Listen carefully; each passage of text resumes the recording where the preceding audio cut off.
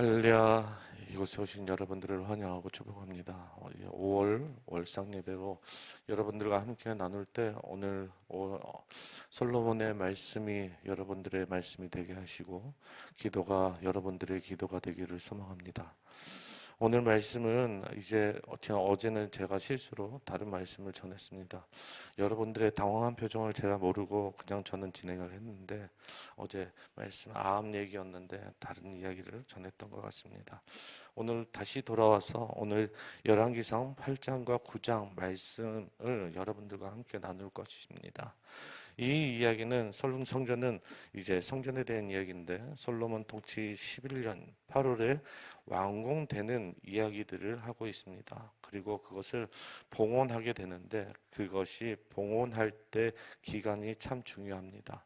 그 기간이 언제를 맞춰서 했느냐? 바로 초막절에 맞추어서 드려졌다라는 것입니다. 그 초막절을 드렸을 때 그 초막절은 하나님의 기쁨의 축제이고 감사의 예배인 것이 바로 초막절입니다. 그래서 이 초막절을 봤을 때 여러분들이 어디를 봐야 되냐? 신명기 31장 10절부터 11절까지의 말씀을 봐야 됩니다. 우리 함께 찾아볼까요? 신명기 31장 10절에서 11절까지의 말씀입니다. 신명기입니다. 신명기 31장 10절부터 11절까지 말씀.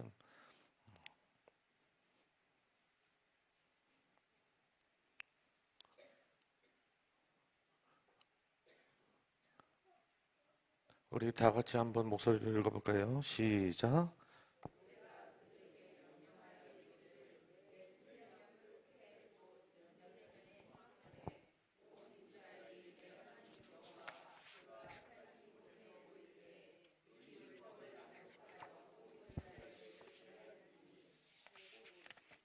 자, 이 말씀을 보게 되면은 여러분들이 기억해야 될 것은 이제 그 말씀이 다시 율법으로 돌아가고 그것을 재헌신한다라는 말씀입니다. 그러니까 그들이 그 초막절에는 하나님의 말씀, 그 기억의 과거들을 다시 기억하면서 우리가 감사의 예배를 드리는 것, 그것이 바로 초막절의 예배였던 것입니다. 이 초막절을 이렇게 드리면서 가장 중요한 것은 무엇이냐? 우리가 그 광야의 삶이 그렇게 썩 기쁜 것이 아니었습니다. 슬픔도 있었고 아픔도 있었고 괴로움이 있었던 것이 바로 광야의 삶이었습니다. 그런데 그 어려움 속에서도 그것이 이들의 마음 속에서 감사함으로 표현하는 것이 바로 이 초막절의 예배였던 것입니다.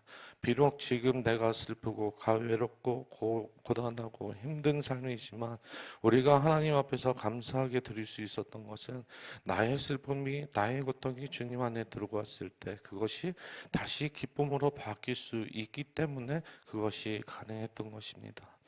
우리의 예배는 그냥 단순히 드려지는 예배가 아닙니다. 하나님께서 드려지는 예배가 그냥 하나님만을 위한 예배일 수도 있습니다. 그러나 그 속에서 우리는 나의 멍에를 내려놓고 그 속에서 주님께서 주시는 그 은혜로 말미암아 우리의 모든 것들은 변화되고 그 속에서 우리는 감사함이 넘치는 예배로 바뀌어질 수 있는 것입니다. 그래서 이 예배는 주님께 우리의 마음이 회복되는 거로 그 예배가 감사함이 넘치는 예배가 되고 제 헌신이 되는 내가 다시금 주님 앞에서 말씀대로 살아가겠습니다. 주님, 내가 다시금 주님 안에서 다시 새롭게 주님의 말씀대로 따라 살겠습니다라는 다짐이 있는 것이 바로 이 초막절의 예배였다라는 것입니다. 그래서 이 초막절이 시작이 됐을 때 어떻게 얘기되냐? 14일을 예배를 드렸는데 7일은 성전 봉헌의 축제로 드려졌고 7일은 하나님께 초막절로 드려졌다라는 것입니다. 그래서 우리는 이 초막절과 이 성전을 이어졌을 때 우리는 하나님께 예배에 있어갖고 우리의 우리의 슬픔과 그리고 우리의 좌절과 우리의 고통들을 주님께 올려드리고 그 속에서 우리는 그 과정 중에서 하나님께 감사함으로 기쁨으로 변화해야 되는 줄 믿습니다. 여러분들 인생에 살아가면서 슬퍼할 일들이 너무나 많죠. 좌절해야 될 일들도 너무나 많습니다. 그런데 중요한 것은 그 속에서 하나님께서 우리에게 들어오셔서 그것들을 변화시켜 주시고 기쁨으로 바꿔주셨던 그 역사들을 여러분들 기억해내셔야 됩니다. 하나님께서 그런 것들을 주시지 않았다라면 여러분들 한번 그 자리에 앉아서 한번 기억해 보셔야 됩니다. 하나님께서 나를 어떻게 이끌어 가셨는지, 하나님께서 나를 어떻게 인도하셨는지 그것을 기억하셔야 됩니다.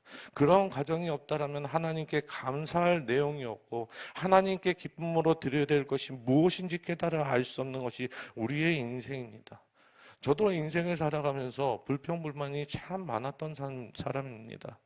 그냥 그저 내 삶이 왜 다른 사람보다 못났을까? 왜 나는 이만큼 하지 못했을까? 나는 왜 이렇게 하지 못했을까라고 고민했을 때 저는 그 상황 속에서 내가 주님 앞에 머물고 내가 기도를 해보니 그 뒤에 있는 과정 속에서 하나님께서 나의 삶에서 만져주심이 있었고 이끄심이 있었고 그리고 터치함이 있었다라는 것을 그 이후에 알게 되었다는 것이에요. 그 감사함으로 인해서 제가 다시금 주님 앞에서 내가 예배자로서 참되게 설 수 있었습니다. 그때는 너무나 힘들고 괴로웠지만 지금 돌아와 보니 내가 하나님 앞에서 감사할 거리가 있었다는 것이에요. 그러기에 우리의 예배는 기쁨이고 감사의 예배가 되어야 됩니다. 자, 두 번째로 우리가 봐야 될 것은 다윗이 오베데돔의 집에서 언약궤가 머물게 되었습니다. 그 언약궤가 머물게 되었고 다시 성전으로 들어가게 되죠. 그 성전으로 들어가게 됐는데 이제는 하나님의 말씀대로 이제 언약의 궤가 들어오게 됩니다. 그 전에는 베레스 우사가 그 법궤를 만짐으로 죽게 되어서 그곳에서 더 이상 움직이지 못하고 여호와의 언약의 궤가 이제는 성전 안에 들어오지 못하고 다윗의 성전에 들어오지 못하게 되었습니다. 그때 이제 하나님께서 우리 이스라엘 백성 지금 솔로몬의 제사장들은 그때 모든 것을 깨닫고 다시 언약궤를 들어오게 됩니다. 제사장을 부르고요, 민족에 있는 모든 민족들 대표자를 부르고 그리고 족장들을 부르고 그 모든 사람들을 부른 다음에 언약궤를 들고 나오게 됩니다.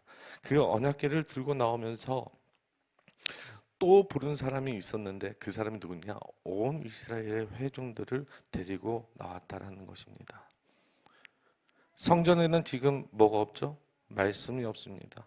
하나님의 임재가 없습니다. 그 말씀이 이제 걸어 들어옵니다. 그 모든 곳에 모든 집중은 언약궤의 포커스가 맞춰져 있는 것이에요. 하나님의 법궤에 들어오는 그 과정 속에서 많은 사람들이 환호하였고 기뻐하였습니다. 예배를 드렸고요. 그 속에서 뭔가를 엄청나게 준비를 했습니다. 많은 사람들이 기대했습니다. 그리고 그 말씀이 들어오면서 이제 성전 안에 들어왔을 때 솔로몬이 이제 기도를 하게 됩니다. 그 기도를 하고 난 후에 하나님께서 하늘에 있어야 될 구름이 성전에 임하게 됩니다. 여러분들 성전에 임하게 되었던 그 구름, 여러분들 어디서 많이 본 것 같지 않으신가요? 모세가 하나님의 신년연이 일어났을 때, 딱 임하였을 때 나타나는 징조 중에 하나가 무엇이냐? 바로 구름이 나타난다는 것이었습니다.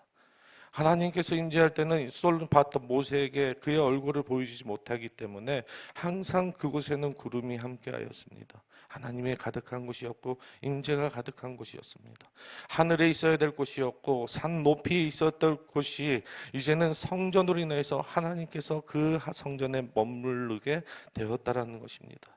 그래서 그 제사장들은 하나님의 임재가 이제는 가득하여 되었고 충만하게 되었다라고 선포하게 되었던 것입니다. 우리의 성전과 예배당은 다릅니다. 우리가 지금 부르는 곳은 무엇이죠? 예배당입니다. 성전이 아니에요. 예배당이에요. 우리는 이 예배당에서 예배를 드리고 있지만 그 성전의 의미는 다르지만 우리는 이런 것들을 한번 우리가 생각을 해야 된다는 것이에요. 우리가 예배를 드릴 때 하나님의 임재가 반드시 있어야 됩니다. 하늘에 붙어 있어야 될 주님께서 우리와 함께 하심으로 인해서 그 속에서 성령이 충만하시고 우리에게 내주하심으로 인하여서 우리에게 드려진 예배가 하나님 앞에서 드려지는 그 기쁨의 예배가 되게 해야 되고, 그 감사의 예배가 하나님의 임재 없이는 그 속에서 드려질 수 없다라는 것입니다. 그런데 가장 중요한 것은 무엇이냐? 언약의 계가 우리 속에 들어와야지만이 가능하다라는 것이에요. 말씀이 우리 속에 먼저 들어와 우리 안에 머무르게 되었을 때 그 속에서 우리는 하나님의 임재를 경험하게 되고, 그 속에서 하나님의 말씀을 통해서 우리는 다시금 하나님으로의 임재를 경험하고 기쁨으로 나아갈 수 있게 되는 것입니다. 하나님의 말씀이 없이는 어떻게 우리가 경험할 수 있게 되겠습니까? 제가 다니는 학교 중에서는 이런 학교가 있었습니다. 하나님의 임재를 참으로 강조하는 학교였습니다. 그 강조하다 못해서 학교 교수님, 어떤 학교의 교수님은 어떤 분이 계시냐, 무당이 계셨습니다. 무당이 계신데 그분은 접신하는 교수님이셨습니다. 접신을 한다는 것은 하나님과 1대1로 뭔가를 접신하는 것이에요. 그게 가능한 말입니까? 그것이 왜 가능하겠습니까? 여러분들 말씀이 그 속에서 없기 때문에 그것이 가능한 거예요. 말씀대로 행하지 않기 때문에 그런 일들이 일어날 수밖에 없는 것이에요. 우리 어떤 성경을 보더라도 하나님께서는 그 말씀이 되시는 그 언약궤를 통해서 그 마음속에 들어감으로 인해서 사람들을 변화시켜 주시고 그 능력이 우리 속에서 자라나게 할 것인데, 그 말씀의 권위를 무너뜨리고 그 말씀의 능력을 평가절하하니 이제는 세상에 잡다한 것들이 그 속에 들어와서 이제는 하나님을 하나님답지 못하게 만들고 하나님의 말씀대로 하는 예배가 점차 사라지게 된다는 것이에요. 저는 어느 날 그 예배를 드린데 깜짝 놀랐습니다. 그 예배라 해서 초청을 받아서 이제 병원에 제가 학교 다닐 때 병원에 가서 목사인데 병원에서 기도해 주는 사람으로 갔습니다. 이게 미국에 있을 때였는데 그곳에서 기도해 주는데 어떤 목사님이 예배를 드려준다 해서 갔습니다. 그래서 갔는데 한참 기도하고 이제 예배 전에 기도하고 이제 예배를 드리려고 하는데 갑자기 어디서 쨍 하고 하는 소리가 나는 거예요. 쨍 하는 소리가 나길래 이게 무슨 소린가 하고 눈을 딱 떴더니 일본 스님이 뭐죠? 이거 캐스터넷인가요? 이거 심벌즈 같은 조만한 걸 두고 와서 이걸 턱 치고 연부를 외고 계신 거예요. 기가 차갖고 제가 어떻게 할 수가 없었습니다. 이게 지금 우리의 현실인 것이에요. 하나님의 말씀이 사라진 것이 이렇게 무서운 것입니다. 말씀이 근거가 되지 않는 그 삶이 얼마나 위험한 것인지 모릅니다. 이것은 지금 극단적인 얘기일 수도 있지만 하나님의 말씀이 들어오는 그 과정 속에 그 말씀이 우리의 마음이 될 수 있고 우리의 가정이 될 수 있고 우리 사업터가 될 수 있고 우리 교회로 들어올 수 있는데, 중요한 것은 온 이스라엘 백성들이 그 말씀을 받았다라는 것이 중요한 것이에요. 한두 사람이 받은 것이 아니라 온 이스라엘 백성들이 그 말씀을 받는데 환호하였고 그 말씀의 언약궤가 들어옴으로 인하여서 기쁨으로 그들이 받았다라는 것을 기억하시는 저와 여러분 되시길 소망합니다. 그게 얼마나 설레었겠습니까? 오랜 세월 기다리면서 그들이 바랬던 그 말씀이 그들에게 다가왔을 때 그들에게는 얼마나 기쁨이 되었겠습니까? 그래서 그 말씀이 들어왔을 때 이제 솔로몬은 기도하게 됩니다. 우리 12절과 13절 한번 읽어볼까요? 우리 함께 읽어보겠습니다. 시작.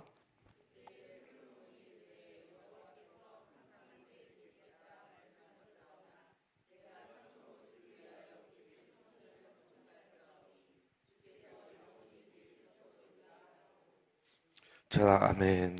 그리고 우리가 22절부터 40절까지 41절부터 43절 그 뒤에 있는 이 내용들이 다 기도의 내용들입니다. 근데 이 기도의 내용들을 보면서 솔로몬이 축복을 하지만 축복 속에서 만민이 이 성전이 어떤 모습이 되어야 되는지에 대한 소망과 하나님의 뜻을 강구하는 그 말씀이 있는데, 그것은 무엇이냐? 바로 이 하나님의 집이 기도하는 집이 되어야 된다는 것입니다. 우리가 그러면은 첫 번째로 하나님의 말씀이 들어왔을 때 우리 속에 모셔야 됩니다. 그리고 두 번째로는 우리는 그것을 통하여서 뭘 할 줄 알아야 된다고요? 기도할 줄 알아야 됩니다. 말씀을 기초된 우리의 기도가 되어야 된다는 것이요. 그래야지 하나님께서 임하여 주시고 인재가 있는 것이요. 말씀을 통하여 기도하지 않는다면 우리는 무엇을 기도하겠습니까? 우리 어떤 목사님은 지금 책을 내셨는데 어떤 기도를 하시죠? 말씀을 통해서 기도하는 법을 책으로 내셨습니다. 말씀을 기초해서 기도하는 방법이에요. 내 안에 있는 내 소망과 욕망을 위해서 기도하는 것이 아니라 무엇을 통해서요? 말씀을 통해서 기도를 하는 것이에요. 우리가 필요한 것은 말씀에 의거해서 기도하는 능력이 필요합니다. 왜 그럴까요? 하나님께서는 말씀은 우리를 통하여서 변하지 않는 언약, 약속을 주셨기 때문에 우리는 그 능력으로 기도할 줄 알아야 되는 것입니다. 내 소망대로 내 욕심대로 기도하다 보면은 하나님 뜻과 전혀 맞지 않기 때문에 전혀 능력이 발할 수가 없습니다. 그래서 하나님께서는 뭐라 하시죠? 먼저 그의 나라와 의를 구하라. 그리하면 뭐라고요? 아멘. 하나님의 것을 먼저 구할 줄 알아요. 말씀에 있는 것들을 먼저 구할 줄 알아요. 그 다음에 하나님의 뜻이 무엇인지 내 속에서 알게 하심으로 내 기도는 하나님의 기도가 되고 그 기도를 이루시는 것이 하나님이시라는 것이에요. 그래야지 우리가 하나님의 것들을 우리가 알게 되고 기억하게 되고 하나님의 능력이 우리 삶 속에서 이루어지는 것을 체험하게 되는 것입니다. 그렇지 않다면 우리는 과연 무엇을 위해서 기도하며, 우리는 과연 그렇지 아니하면 우리는 과연 우리의 기도는 누구를 위한 기도가 되겠습니까? 그래서 오늘 말씀의 뒤편으로 가서 9장에 보게 되면은 하나님께서 기브온에서 솔로몬에게 말씀을 주실 때가 있습니다. 그 말씀을 주시는데 그에게 예배가 다 끝난 후에 솔로몬이 너 뭐를 받고 싶으냐? 우리 유치동부 유치부 어린아이들에게 이야기를 많이 했죠. 야 엄마 니 뭐 원해? 그러니까 딱 얘기하시죠. 지혜를 주십시오. 그러니까 그래 니 지혜 딱 해갖고 자 그때 재판이 일어나게 되죠. 근데 이 애가 누구입니까? 그랬더니 야 반쪽 쪼개 그래요. 쪼개 그래 그런 지혜를 통해서 하나님께서 주신 거예요. 근데 그 뒤에 있는 이야기들을 여러분들 알지 못합니다. 하나님께서 지혜를 주신다는 것은 기억하지만 그 뒤에 있는 말씀에 대해서는 여러분들이 집중하지 못하는 것이. 하나님께서 진짜 원하신 것은 너가 지혜를 받았다는 것이 아니라 그 지혜를 받음으로 인하여서 너 뒤에 있는 그것을 집중해서 보라는 것이. 그것이 뭐냐? 순종하라는 것이. 내가 너로 인하여서 지혜를 주고 부귀영화도 주고 여러 가지의 것들을 주었으니 그거를 통하여서 하나님의 말씀에 순종하여서 그 말씀을 따르는 너의 인생이 되어라라고 이야기를 하고 계시는 것입니다. 이것이 가장 힘들죠. 열왕기 상어의 가장 핵심 포인트가 바로 이 말씀의 순종입니다. 여러분들의 삶 속에서는 어떻습니까? 내가 보고 싶은 것들에 대해서 집중할 때가 너무나 많습니다. 내가 하나님께 바라는 것들에 대해서 집중할 때가 너무나 많습니다. 그 이외의 것들은 보이지 않습니다. 그런데 하나님께서 우리에게 말씀하실 때는 분명히 말하고자 하는 것들이 있다는 것입니다. 성경을 보면은 우리 사모님도 이제 전공을 하셔서 제가 조금 무서운데 이제 앞뒤로 성경은 어떤 이야기를 문학적인 형식이 있습니다. 우리 한국은 글쓰기를 하게 되면은 두갈식이라고 맨 글을 위쪽에 쓰십니다. 주장을 하는 내용들이. 혹은 내가 글을 쓰다가 그냥 맨 밑에 주장하는 것을 쓰기 위해서는 미괄식이라고 합니다. 성경은 어떤 식으로 하냐? 바로 중괄식으로 얘기를 합니다. 그래서 같은 내용들이 A와 A가 있고 A-가 있고 B와 B-가 있고 그리고 가운데에 C라는 중요한 핵심 내용이 있습니다. 그러니까 성경 저자가 이야기하고 싶은 내용이 분명하게 있다라는 것이에요. 내가 보고 싶은 것을 보는 것이 아니라 성경은 하나님께서 말씀하고 싶은 것, 하나님께서 강조하고 포인트를 주고 싶은 것이 분명하게 있다는 것이에요. 그러면은 내가 하나님의 말씀을 봤을 때 내가 그 말씀을 제대로 읽기 위해서는 우리가 무엇이 필요하느냐? 바로 성령님의 조명하심이 필요합니다. 믿으십니까? 내 능력으로 읽는 것이 아니에요. 성경은 내 능력으로 읽으면은 저는 잡니다. 얼마나 잠이 잘 오는지 몰라요. 여러분들 레위기 읽어보셨나요? 깊은 잠에 빠졌습니다. 우리 주님 만나기 쉽습니다. 그렇지 않나요? 저만 그런 거예요?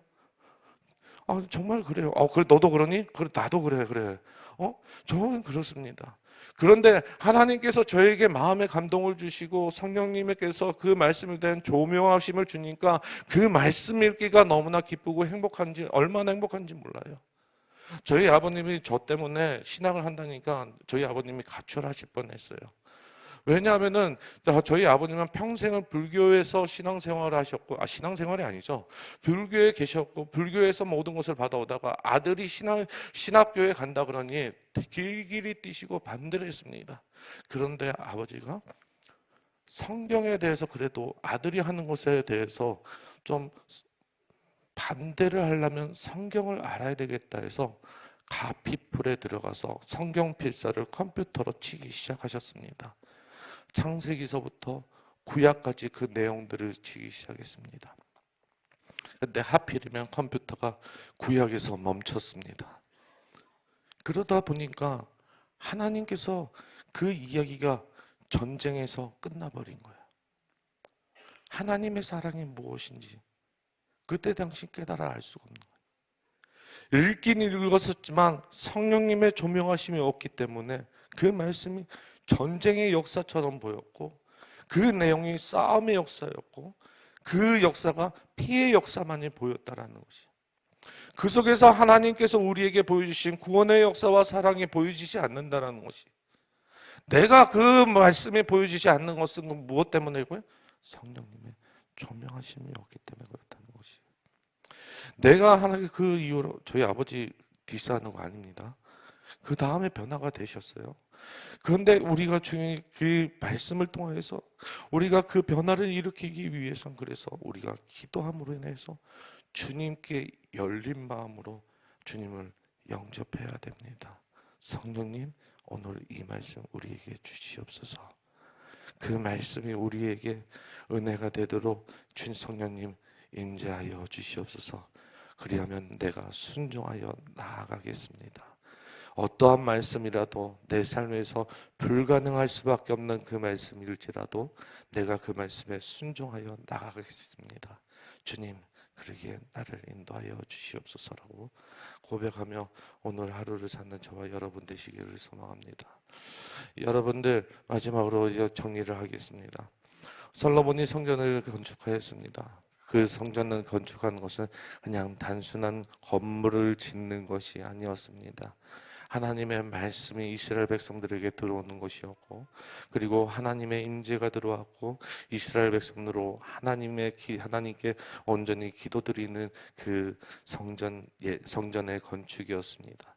그리고 그 속에서 하나님을 바로 알기 위해서 성령님의 하나님의 임재를 통해서 그 이스라엘 백성들이 하나님의 마음이 무엇인지 그것을 깨달아 순종할 수 있는 그 예배가 되었습니다.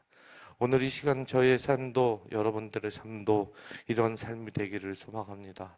하나님께서 주시는 그 말씀, 그 기도하심, 그 모든 것들이 하나님께서 주시는 그 은혜로 나의 삶이 비록 지금 슬픔이고 고난이고 괴로움이고 그리고 앞으로 닥칠 어떤 일이 다가올지라도 그 속에서 하나님께서 우리의 삶에 찾아오셔서 우리에게 그 슬픔과 고난이 기쁨으로 바뀌어지는 역사가 있기를 소망합니다.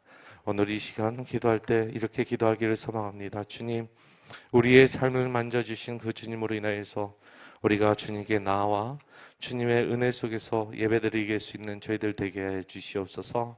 우리 예배가 하나님의 말씀이 있게 하여 주시고 부르짖는 기도가 있게 하여 주시고 또한 우리 하나님으로 인하여서 주님께 덧없이 성령의 충만함과 임재를 경험할 수 있는 예배가 되게 해달라고 이 시간 나같이 주여 한번 외치면서 기도하며 나가도록 하겠습니다. 주여